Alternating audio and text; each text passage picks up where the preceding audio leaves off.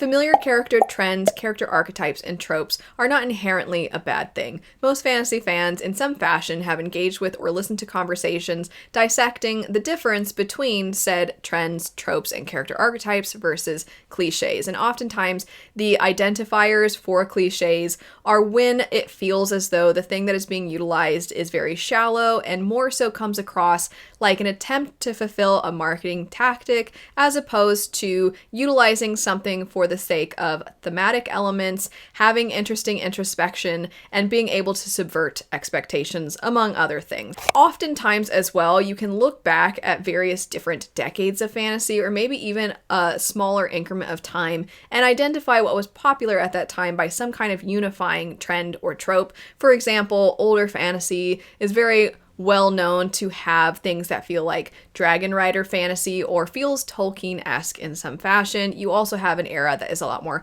paranormal in nature. So for example, there was definitely a huge push for vampires in a lot of stories. With these, what I'm going to call era unifiers, at some point there seems to be a bookend to them. They do reemerge from time to time. I just gave the example of vampires, and we are starting to see those integrated into the genre again. However, there is a certain unifier that has established itself over the last few years, and it seems very much here to stay. It has become incredibly popular. It's by no means new, but it is something that is very, very present in so many fantasy stories these days, and that would be fae. Fae is something that as soon as somebody says it, especially if you're talking about anticipated releases, I know for a fact that there is a metaphorical eyes glossing over effect, because some people, the second they hear fae, they lose interest because it has been done so often. And even though what we started this video with, the idea that just because something has been done before doesn't mean that there aren't new and creative ways to utilize it, even though we know that's true, it's just been done so often, and it can be very difficult to give something a try when you really feel like you're gambling with the cliches. You feel like you might just be reading what feels like a watered down version of another story. What I wanted to explore today are authors who I think, if they were to try and write stories that specifically are involving fae, could they prevent the metaphorical eyes glossing over effect and actually have the opposite effect, where you find yourself intrigued and your curiosity is piqued because you never actually expected to hear fae and these authors' names in the same sentences. Before giving my list of authors that I think could transform this trend, I want to state two things. First off, I would love to know, who do you think could really pique your interest towards this trend and bring something fresh and different to the table? I don't even mind if you end up saying somebody that I also end up saying, because it just kind of further establishes, can this author please do this? It's sort of wish fulfillment, I think. But then additionally, I want to be very clear that when I say transform, I don't by any means want to imply that many of the authors who have written and popularized fae have in any way done a disservice to it or haven't represented it in its best form. To transform something is just to do it in a new way, to do it in a different way. And so many authors have great authorial voices or have such creative minds, or they just have something about them that makes them a staple in the genre, and thus them going to the table and trying to do something with this trend doesn't necessarily mean they would do it better than anyone else. It's just that they would provide their own unique flair, and I think that would be so cool and so fun. And like I said, that is the thing that I wanted to explore today. One last thing to state before we jump into the authors themselves. Because each author brings their own unique flair to the table, I think it's also important to note that authors in the past have done this with fae. When we think fae, from one person to the next, a different thing might come to mind. And so I'm pulling from three different concepts or three subcategories of fae when I'm bringing up these different authors. And I kind of think if you combine their unique flair with each of these subcategories, you almost have the potential for a new subcategory to form. The three that I'm going to reference, though, is something I'm calling folklore fae. These are fae that are much more tied to the environment, that almost feel like forces of nature. They don't necessarily operate under the same rules as human beings, nor do they have the same societal expectations. Then you have what I'm basically calling human fae, which are fae that are basically people that live for a very long time. Then the last one would be fairy tale fae. And these ones, as the name would imply, are ones that just feel a little bit more magical. They don't quite feel like tricksters. They don't feel malicious. They just feel like magical beings that have something a little bit more lovely in their makeup than perhaps the first two subcategories. And that is by no means what the first author I'm going to mention represents. The first author I'm going to mention represents the middle one, the human-like fae. Joe Abercrombie.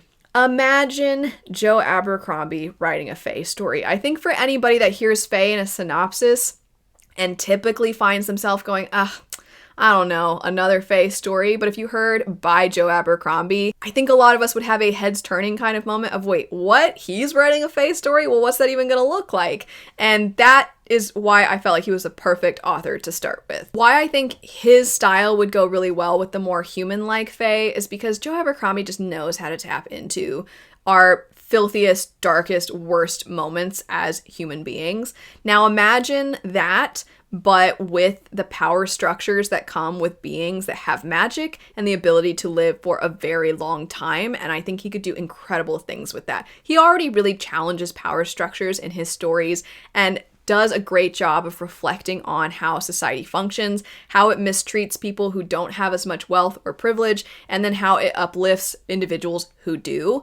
And I'm just imagining that combined with a lot of the traditional things that you see with fae, and something else that he's known for, especially I would say in the First Law trilogy itself, which is the thing most people start with Joe Abercrombie. He takes a typical story and framework from fantasy and then really pushes back on it to a point of risking the story feeling almost unfulfilling, because he's taking your typical hero's journey, hero's quest, and basically saying, you know what? It's all pointless anyway. I would love for him to take that same approach, or at least what I'm kind of sort of assuming is his approach. I don't quite know exactly how he thinks through how he goes about things, but he certainly takes tropes and he flips them upside down. So the idea of him taking what we typically see with fae and using those things, and then just using that as a vehicle to show how much people suck, basically. I just think he would be incredible. I think he would be incredible at it. And I really feel like it would open the door to fae within grimdark settings. And also, there are a lot of wicked components to fae. And I don't know how else to say this, but there's almost like a casual violence that fae display in a lot of stories and that a lot of authors have captured very well. And I really can't think of another author who would do that better than Joe Abercrombie. A flippant fae who doesn't mind harming people just so that they feel something, and especially when you have a lot of stories where fae are willing to have dangerous things unfold and send people on ridiculous quests just because they want to feel something and they want to be entertained. He would be perfect at that. Next up, we have the fairy tale fae, and an author I think that would do this beautifully would be Rebecca Ross. Already, I feel like Letters of Enchantment has this whimsical feel to it, and to me, this is more of like a callback to the Margaret Rogerson Enchantment of Ravens kind of fae, where you feel like you don't quite understand the rules and limitations of the magic, but you don't care just because it is so transportive and you just want to get lost in whatever possible thing could come up next. I think Rebecca Ross would do a great job of that. There are some authors that are very gifted at being able to write incredibly soft magic systems that don't necessarily irk the readers because it truly feels magical. And not only do I think of Margaret Rogerson, I also have this feeling of almost like Howl's Moving Castle. Obviously, that's not necessarily fae, but there is this component to it that I think mixed together would create something exceptionally, exceptionally beautiful and lovely. I also think there could be a level of pining and very sweet pining that could make it so that there is a nice juxtaposition against the direction that a Joe Abercrombie fae story would go. If you had a Rebecca Ross fae story, I think that it would really showcase what fae stories are capable of. Next author I want to mention be Sarah Beth Durst, and I'm specifically mentioning Sarah Beth Durst in relation to the folklore fae, the fae that feel like forces of nature. However, I also think that Sarah Beth Durst is very good at writing different kinds of stories, and thus could also write a fairy tale like one, especially after showcasing their skill with the spell shop and how able they are to write different kinds of stories. Certainly they could write one in that area, but I haven't come across too many authors that write settings quite like this author, and I'm more so thinking of the Queens of Renthia series over the spell shop. So that's why I wanted to put this author within this category of, please, it would be amazing to see this author write a fae story where the fae are like what you see with the spirits within that series. The Queens of Renthia series is known for having a forest setting where there are these spirits that protect the forest, and thus they go after humans who live within the forest because humans inevitably end up harming the forest by living within it. And they are ruthless and horrifying, and I just think that this author could capture that so well. They already captured it well in that story, but then if you want to tie in components that we've seen with fae before and then have this author do their own unique thing with it, I think something that I really liked about Queens of Renthia is the unexpected nature of the spirits and the way that you just never really felt like you understood them. However, there were times where some of them anyway, would show pieces of almost like humanity. And you're like, is there a chance of some kind of bridge forming between humans and these spirits? And so I think you could almost take that concept of like, is there something that could form here? You could do that in a fae story, or I should say Sarah Beth Durst could do that in a fae story, and I think that would be so fulfilling and so satisfying. The next two authors that I want to mention, I think, are great at being able to do a combination of two of the categories. The first one I want to mention would be S.A. Chakraborty.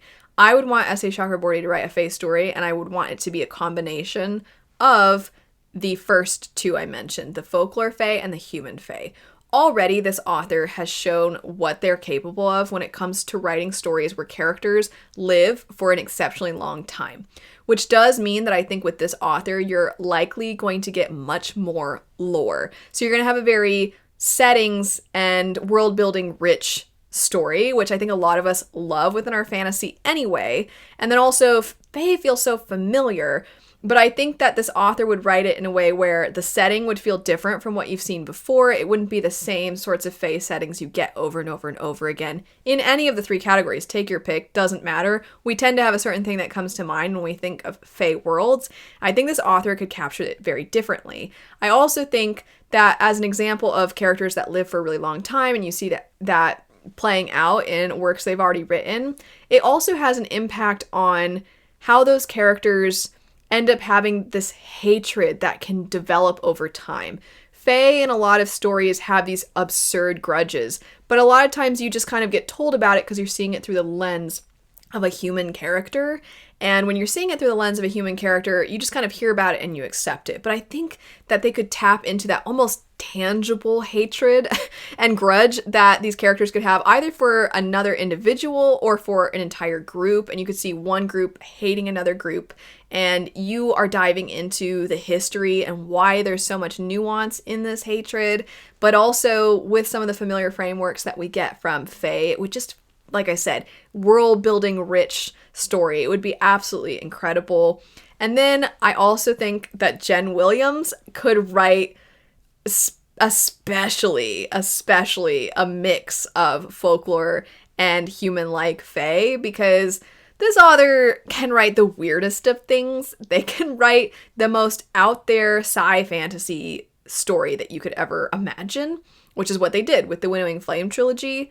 But they also, in Winnowing Flame, have pieces of things that look familiar to us. So, for example, the Aboran race in that series feels kind of like a play on vampires. So I already feel like they have it in them to take a trope or archetype and take what we somewhat know about them and turn it into something maybe more sinister or something much more creative and different than what we've seen. But additionally, I also think that they write incredible settings, and how cool would it be to have fae in a sci fantasy setting? I think that especially sounds really appealing to me. And I already complimented S.A. Chakraborty for the way that they're able to capture lore and this long-standing hatred and animosity that different groups can have for each other. Absolutely, Jen Williams can do that. I mean, the lore in Winnowing Flame is already exceptional, so they've proven that they're capable of this. And so I just think that feeling that sometimes we're missing actually in Fae stories of like, okay, I get they live long lives. They don't feel like they're living a long time. They can do that, and Jen Williams can write trippy magic. I mean, there's dream magic within Winnowing Flame, and so I think that absolutely they could capture that. There are also sort of like mythical creature animal companions, and I think that they could easily incorporate that and have there be some kind of relationship between the Fae and them.